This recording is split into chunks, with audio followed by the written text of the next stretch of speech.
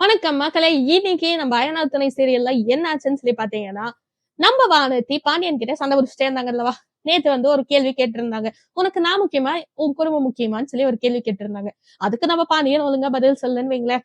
அதை கேட்கறதுக்காக நம்ம வானதி நேரா பாண்டியனோட கடைக்கே வந்துட்டாங்க. அவங்க கடைக்கு வர நேரம் பார்த்து நம்ம சோழனும் பாண்டியன் கடையில தான் இருக்காரு. வானதி இதே கேள்வியை நம்ம சோழனை பார்த்து கேக்குறாங்க. ஏதோ ஒரு கட்டத்துல ஏதோ ஒரு சுச்சுவேஷன்ல உங்களுக்கு நிலாவா இல்ல குடும்பமான்னு சொல்லி கேட்டா நீங்க என்ன பண்ணுவீங்க அப்படின்னு சொல்லி கேக்குறாங்க.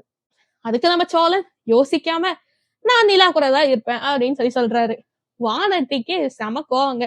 பாண்டியன் நான் ஒன்னும் சோழன் இல்ல அப்படிங்கிற மாதிரி சொல்லிட்டு இருக்கான். சரி, இன்னொரு சுச்சுவேஷன் சொல்றேன், அதுக்கும் பதில் சொல்லுங்க.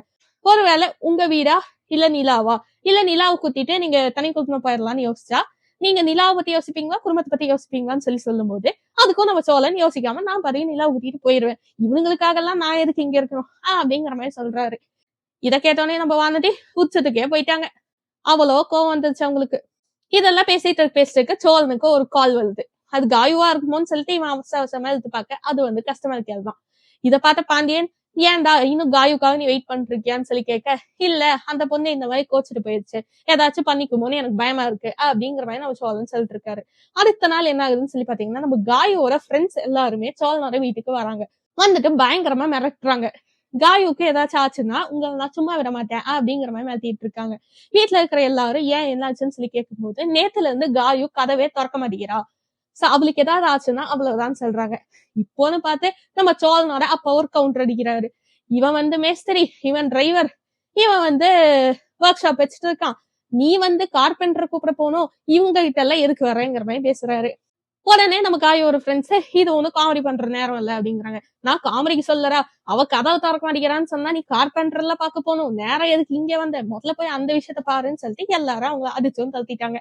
கவுத்துன கையோட வீட்டுக்குள்ள வந்தோடனே சேரன் நம்ம சோழனை பார்த்து கேக்குறான், நீ இந்த மாதிரி கல்யாணம் ஆன பொண்ணு வீட்டுல வச்சுட்டு இந்த மாதிரி பண்றது தப்புன்னு உனக்கு தெரியாதா? இப்ப நீ எங்க கொண்டு வந்து நிறுத்தி இருக்க பாத்தியா?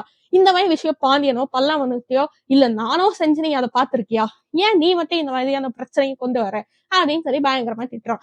உடனே நம்ம சோழன் பாயிண்டா பேசுறான். சோழன் என்ன சொல்றாருன்னா, நிலா வந்துட்டு இது வரைக்கும் இந்த மேரேஜ ஃபேக் மேரேஜா மட்டும்தான் நினைச்சிட்டு இருக்காங்க, உண்மையான மேரேஜான்னு நினைக்கல.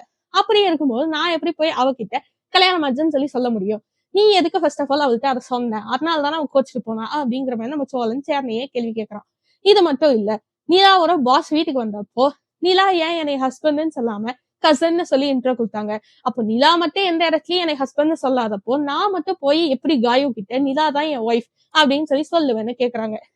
நீ வேணா நிலா கிட்டே கேளு, நிலா இப்ப கூட ஒய்ஃப்னு சொன்னா ஓகேதான், ஆனா சொல்ல மாட்டாங்க, ஏன்னா நிலாவுக்கு எனக்கு அண்டர்ஸ்டாண்டிங் இருக்கு, நீதான் நடுவில் வந்து குழப்பிட்ட அப்படிங்கிற மாதிரி நம்ம சோழன் பேசிட்டு இருக்காரு.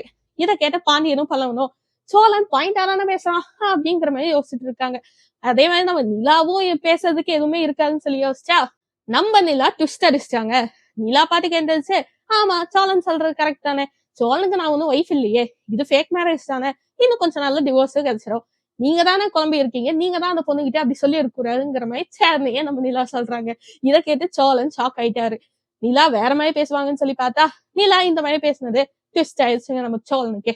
போங்க போங்க, நீங்க போய் முதல்ல காயத்ரி பாருங்கன்னு சொல்லி நம்ம நிலாவே அனுப்பிச்சு வைக்கிறாங்க. இப்பதான் மேரேஜ் ஆச்சுங்கிறத சொல்லி நம்ம காயும் நீங்களே கன்வின்ஸ் பண்ணுங்கிற மாதிரி சொல்றாங்க. இதெல்லாம் கேட்ட சோழன் பயங்கர ஷாக் ஆகி நின்று இருக்கான். இதுக்கு மேல என்ன ஆகுதுங்கிறது நாளைக்கு பார்ப்போம்.